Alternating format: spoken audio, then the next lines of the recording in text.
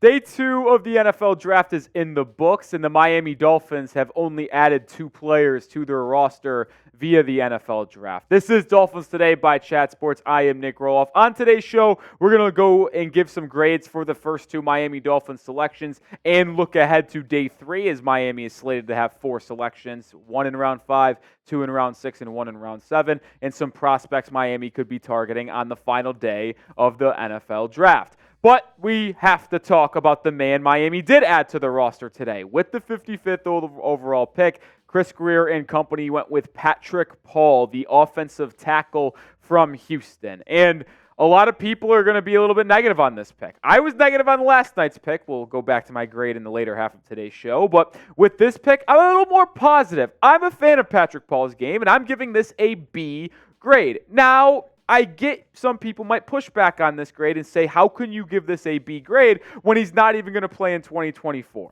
And if you're stunned by that statement I just made, well, let me paint the picture for you. Terron Armstead is your left tackle for Miami. Austin Jackson is your right tackle. Patrick Paul does not project as someone who can slide in and fill that right guard spot. I just think he's too big, and it would be bad for his development long term to force him to try to change positions because he's never played offensive guard before. He's only been a tackle for Houston. So to me, this is a futuristic pick for Chris Grier in Miami, and I'm okay with it because the reason why I'm okay with it is because, well, guess what? Terron Armstead, he is a fantastic left tackle, but he is one of the most injury-prone tackles in the National Football League. It is almost a guarantee he misses 2+ games in 2024. So guess what? You get the rookie from Houston and Patrick Paul, who has a lot of good traits. He's very athletic. You see the size on screen. He is absolutely massive with an unbelievably arm length. Like, his arm length is even hard to comprehend, and to the point where he can just push out defenders and he'll get his hands on you and it'll be hard for you to break free. So he gets to learn behind Terron Armstead, gets in the same building as Austin Jackson, and even though he is not impacting the 2024 Miami Dolphins, at least as a starter projecting purpose, maybe someone gets a season-ending injury, it's a different story, but he is going to be someone that helps Miami long-term post-Terron Armstead. Dane Brugler had him as the 59th ranked prospect and had a 2nd to 3rd round grade on Paul. He has the size and length to keep defenders occupied, but his rhythm breaks down quickly, and opponents will find success until he improves his recovery technique and hand usage. He has the tools developed into a functional NFL starter in the future, which is another big key for me is, listen, he doesn't have to be a functional NFL starter. He doesn't have to protect a quarterback's blind side right away. Well, one, he doesn't even have to protect Tua's blind side because obviously with a left-handed quarterback, that blind side is right tackle for Austin Jackson and not left tackle for Terron Armstead / Patrick Paul. But the thing that also impresses me about Paul is the numbers you see on screen right now. His PFF grades. I don't want to take PFF as gospel, but they are pretty good. And think about this. Paul, a 3-year starter who gave up 3 sacks in 2021, 1 in 22, and then 1 in 23. Think about this. The first 2 years, he was playing in a non-Power 5 conference in college football for Houston. Houston makes the transition through the college football alignment and joins the Big 12 in 2023, and yet his numbers stayed elite. An 81 overall PFF grade with a 91.5 pass block grade is fantastic. And like I mentioned, he only allowed 1 sack, 1 QB hit, 7 hurries, and he was only flagged 3 times. So he made a jump in competition from non-Power 5 to Big 12, and his numbers were elevated. This is a big-time player who is improving day by day, improving his technique year by year, and he gets to learn under Butch Berry, Terron Armstead, in the same room as Austin Jackson. To me, yes, it will not completely be a starter and a caliber of a player to be impactful for Miami in the initial season this starting fall, but this is someone who will be very good for the Dolphins going forward and will be a high upside pick as well. That's why I graded a B. If he was able to start year 1, I'd give it a B+, maybe even an A-, but because he does have to sit a year and we have to probably wait a full calendar year to see what he can bring to the table, that's why I give it a B. More to get to on today's video, including Chop Robinson grade and some prospects for rounds 4 through 7. But make sure you are to subscribe to the channel and join it because we actually are going to be going live for day 3 tomorrow. Yes, you heard that correctly. We'll be live for the later half of round 5 and round 6. Join the channel today. Subscribe. We'll have a thumbnail later on in the video for the show. So if you see it, you can pop in, but make sure you are subscribed to the channel. We are also sponsored by Mando. Get started today because as the spring season rolls around, you need a deodorant that can handle the heat. Mando is clinically proven to work hard all day. Instead of covering up BO with heavy fragrances, Mando stops odor at the source, stopping the stink from happening in the first place. Created by a doctor, Mando whole body deodorant is powerful enough for the toughest body odor, but gentle enough to use everywhere while allowing you to put Mando on family jewels without any worry. Mando's starter pack is perfect for new customers. It comes with a solid stick deodorant, cream tube deodorant, 2 free products of your choice like mini body wash and deodorant wipes, and free shipping. Luckily, I have a discount code for you to get hooked up on my favorite smelling whole body deodorant on the market. New customers can get $5 off a starter pack with our exclusive code. That equates to over 40% off your starter pack when you use code CHAT at shopmando.com,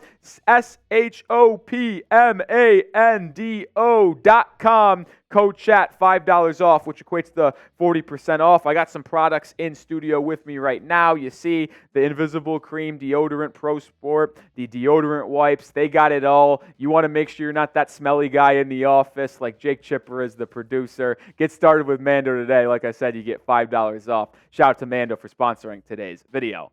Chop Robinson was the pick for Miami at number 21, the explosive edge out of Penn State. And if you watched last night's grade video, you know I gave it a C. And I hate to backtrack, and I wouldn't even consider this backtracking, but I have elevated the grade ever so slightly. I now sit at C+, and this will be the final adjustment I make to that Chop Robinson selection for the rest of eternity. So this is the final one I'm rolling with, and it's a C+. Because I still believe there was other needs Miami had that could have been addressed with a better prospect for that position, whether it be a Graham Barton from Duke, an interior offensive line that could have slid at right guard, or a Jerzon Newton defensive tackle from Illinois.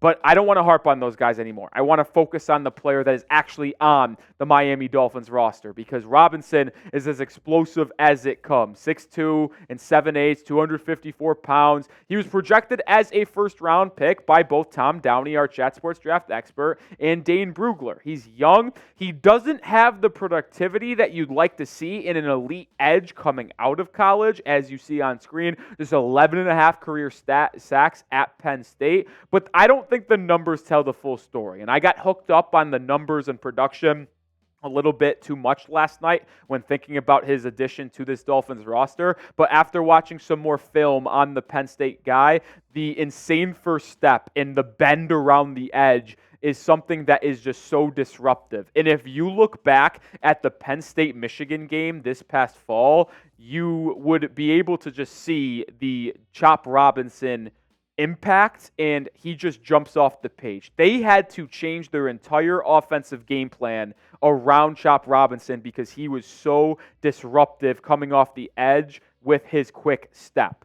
Dane Brugler had said that he needs to improve and prove that he isn't a one-trick pony because he relies on his quickness so much. But that first step, explosive and aggressive hands give him the potential to be the most dynamic pass rusher in this class. And I'm not going to come up here and say he's going to be an elite D-end right away for Miami, but you get him in a role that doesn't require him to be that main guy that gets focused on. He can be dangerous. Jalen Phillips returning off an Achilles injury. Bradley Chubb returning from injury as well. And then you sign Shaq Barrett in free agency, and then now Chop Robinson. You have 4 edge rushers that can really bring different styles of play and get after the quarterbacks, which is obviously very necessary in a division that has Josh Allen in Buffalo, Aaron Rodgers in New York, and now a rookie quarterback from North Carolina, picked number 3rd overall in Drake May. Robinson can be used in a as the third edge with Chubb and Phillips both on the field. They can run a crazy set where they have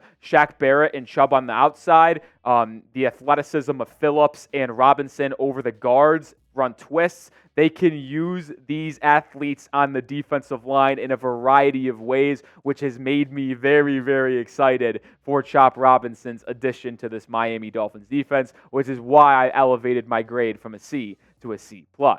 You grade the Dolphins draft so far. This could be just the pick of Chop Robinson, but I would like you to include both Patrick Paul and Robinson. With 2 picks down for Miami, grade the Dolphins draft so far. I'm not going to give you where I'm at right now because I'm going to save my full Dolphins draft grades for tomorrow when the Dolphins have made every selection in the top 257. All right, let's move over to some of the top guys still available on the board. Listen, the Dolphins are likely not going to be able to grab some of these guys, but maybe they do trade up because right now the Dolphins pick at 158 in round 5. They pick at 184 in round 6, 198 in round 6, and 241 in round 7. But if they felt it necessary to add an elite third wide receiver alongside Tyreek Hill and Jalen Waddle, and they don't want to sign Odell Beckham Jr. or Tyler Boyd in free agency, trading up for a Troy Franklin, a Malik Washington, a Tez Walker, who we'll get to in just a second, could prove to be very helpful for this Mike McDaniel's offense because those guys bring elite speed and yards after the catch ability to pair up nicely with Hill and Waddle. Also, you see the guy on screen, number 6, Brandon Dorless. He is someone that I mocked to the Miami Dolphins at pick 55 in our final mock draft for Miami on Wednesday. If they can somehow trade up and get him in the early round 4, I think that would be a steal. I think same could be said for Jatavion Sanders, the tight end from Texas. You obviously brought in Jonnu Smith, and you still have Durham Smythe, but getting the big-bodied athletic tight end from Texas could bode well for this Dolphins offense. Jared Wiley's another tight end that the Dolphins could target in round 5 if he slides, or late round 4. Mason McCormick is an intriguing name as well. The offensive lineman from South Dakota State got a lot of buzz of being a top 100 pick late in this process. Ultimately still here in round 4, and when we get to the pick triple digits, McCormick could be an interesting trade-up option as well. But I mentioned Devontae Walker, the wide receiver from UNC. I don't love his route running and hands. I don't think they're very reliable, but as a third wide receiver that can just run go routes and let Tyreek Hill and Jalen Waddle work over the middle of the field, and you have 3 guys that are just lightning fast, could prove to be very dangerous. And the last guy I mentioned, Christian Mahogany, the offensive guard from Boston College. I think he can start day 1 in the National Football League. And if Chris Grier seriously believes they need to replace Robert Hunt and Robert Jones is not the answer, trading up for the Boston College guard could prove to be very, very nice. All right, that'll do it for tonight's video. We'll see you tomorrow live on Dolphins Today. Like I said, this will be the thumbnail live for day 3. The Dolphins have 4 picks. We'll break some of them down live and what else happens in the National Football League. So if you see it, join us for our live show tomorrow. We're going to have a party. We're going to have a blast. And subscribe to Dolphins Today.